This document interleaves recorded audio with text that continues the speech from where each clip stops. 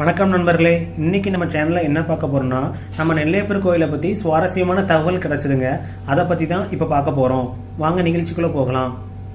எல்லா கோயிலையும் பார்த்தீங்கன்னா அம்மனோட பேரு அருள்மிகு மீனாட்சி அம்மன், அருள்மிகு காமாட்சி அம்மன் அப்படிதாங்க இருக்கும். ஆனா நம்ம கோயில்ல அருள் தரும் காந்திமதி அம்மாள் அப்படின்னு இருக்குதுங்க. நம்ம அம்மன்கிட்ட என்ன நினைச்சு வேண்டுறோமோ அது நடக்கும் அப்படின்னு நம்ம நெல்லை மக்கள் நம்பிக்கையாக இருக்குது. அப்புறம் பிரதோஷம் அன்னைக்கு பார்த்தீங்கன்னா எல்லா கோயிலுமே சுவாமிக்கு எதிரே இருக்க நந்தி பகவானுக்கு அபிஷேகம் ஆகும். ஆனால் நம்ம கோயிலில் பார்த்தீங்கன்னா சுவாமிக்கு எதிரில் இருக்க நந்திக்கும் அபிஷேகம் ஆகும், அம்மனுக்கு எதிரில் இருக்க நந்திக்கும் அபிஷேகம் ஆகுங்க. இது நம்ம கோயிலோட சிறப்பு. அப்புறம் என்னன்னு பார்த்தீங்கன்னா சிவராத்திரி அன்னைக்கு எல்லா சிவன் கோயிலையும் சிவனுக்கு மட்டும்தாங்க பூஜை நடக்கும். நம்ம கோயிலில் பார்த்தீங்கன்னா அம்மனுக்கும் 4 கால பூஜை நடக்குங்க. அப்புறம் நம்ம கோயிலில் ஆறுமுக நயனார் சண்முக சன்னதின்னு ஒன்று இருக்குங்க. அங்கே பார்த்தீங்கன்னா எல்லா கோயிலுமே முருகரோட 6 முகத்தை காண முடியாது. ஒன்று ஃப்ரண்ட்டில் காட்டுவாங்க, அப்புறம் இல்லைன்னா பின்னாடி கண்ணாடி வச்சு தான் மிச்ச முகத்தை காட்டுவாங்க. ஆனால் நம்ம கோயிலில் சுற்றி வந்து பார்த்தீங்கன்னா 6 முகத்தையும் தரிசிக்கலாம். அந்த ஸ்பெஷல் நம்ம கோயிலில் இருக்குது முருகர் சன்னதியில். அப்புறம் பார்த்தீங்கன்னா நம்ம கோயிலில் இல்லாத மண்டபமே இல்லைங்க. ஊஞ்சல் மண்டபம் இருக்குது, திருக்கல்யாண மண்டபம் இருக்குது, ஆயிரங்கால் மண்டபம் இருக்குது, வசந்த மண்டபம் இருக்குது, சங்கிலி மண்டபம் இருக்குது, சோமவார மண்டபம் இருக்குங்க. அப்புறம் பஞ்ச சபையில் 2 சபை நம்ம ஊரில் தாங்க இருக்குது. ஒன்று குற்றாலத்தில் இருக்க சித்திரை சபை, அப்புறம் நம்ம ஊரில் இருக்க தாமிர சபை. தாமிர சபையா அப்படின்னா என்ன கேட்குறீங்க? தாமரை பூ மாதிரி இருக்கும்ல, அது தாமிர சபை நினச்சிருக்கீங்க. நிறைய பேர் அப்படி தான் நினச்சிட்டு இருக்காங்க. நம்ம ஊரில் தாமிர சபைனா கீழே உள்ள ஃபுல்லாக மரத்தால் செஞ்சுருக்காங்க. மேலே பார்த்தீங்கன்னா தாமிரம் அப்படிங்கிற ஒரு மெட்டலில் செஞ்சது. அதனால தான் அதுக்கு தாமிர சபைன்னு பேர் வந்துச்சு. அங்கே அதுக்கு பின்னாடி சந்தன சபாபதி அப்படின்னு நடராஜர் இருக்காரு. நம்ம அம்மனுக்காக ஆருத்ர தரிசனம் நடனம் ஆடினாரு அந்த இடத்துல. நம்ம கோயில ஆருத்ர தரிசனம் ரொம்ப சிறப்புங்க.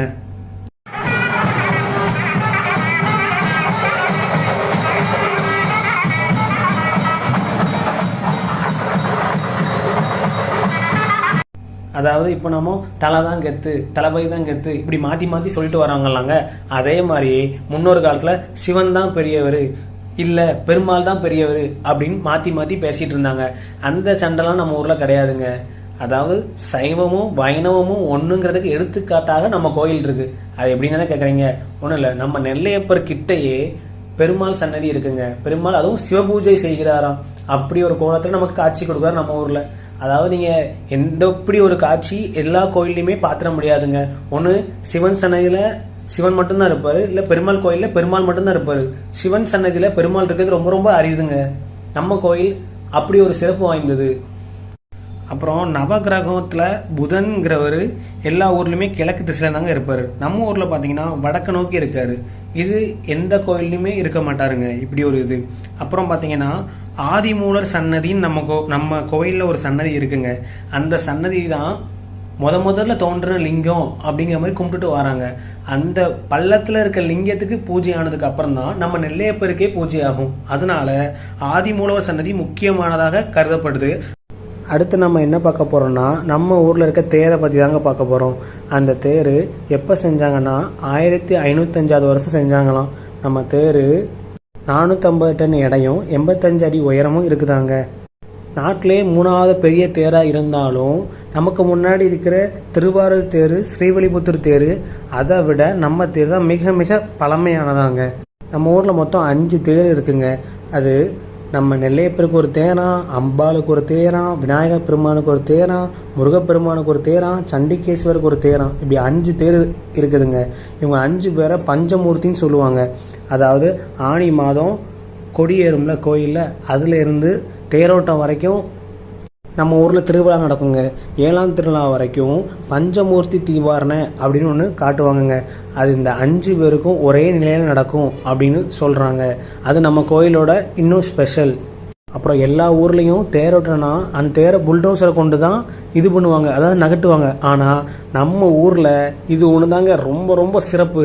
அதாவது எந்த விதமான ஜாதி பேதம் மதம் எதுவுமே பார்க்காம எல்லா மக்களும் சேர்ந்து அந்த தேரை இழுத்து அப்படி அந்த தேரை அசைஞ்சு வரும் பாருங்க 4 ரத வீதியில். அப்பா, அது வேற லெவலுங்க, சான்ஸே இல்லை. அதை காட்டுறேன், இப்போ பாருங்க.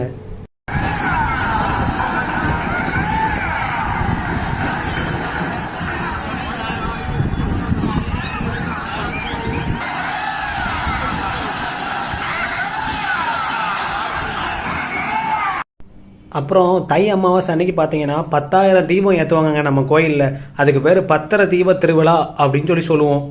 அப்புறம் 6 வருஷத்துக்கு ஒரு தடவை தை அமாவாசை அன்னைக்கு லட்ச தீபம் ஏற்றப்படுங்க. இது நம்ம கோயிலோட இன்னொரு ஸ்பெஷல். அப்புறம் நம்ம கோயிலில் பார்த்தீங்கன்னா 3 தெப்பக்குளம் இருக்குதுங்க. 3 தெப்பக்குளமா அப்படின்னு ஆச்சரியப்படாதீங்க, 3 தெப்பக்குளம் தான். கோயிலுக்குள்ளேயே 2 தெப்பம் இருக்குங்கிறதே நிறைய பேருக்கு தெரியாதுங்க நெல்லை மக்களுக்கு. அதாவது கோயிலுக்குள்ள அம்மன் சன்னதியில் பார்த்தீங்கன்னா பொற்றாமரை குளம்னு ஒன்று இருக்குது. அப்புறம் 1000 கால் மண்டபத்துக்கு பின்னாடி இன்னொரு தெப்பக்குளம் இருக்குதுங்க. அப்புறம் கோயிலிருந்து 50 மீட்டர் இல்லைன்னா 100 மீட்டர் இருக்குங்க, 100 மீட்டர் தொலைவில் இன்னொரு தெப்பக்குளம் இருக்குதுங்க. இந்த வீடியோ உங்களுக்கு பிடிச்சிருந்தா லைக் பண்ணுங்கள், ஷேர் பண்ணுங்கள், சப்ஸ்கிரைப் பண்ணுங்கள். நன்றி.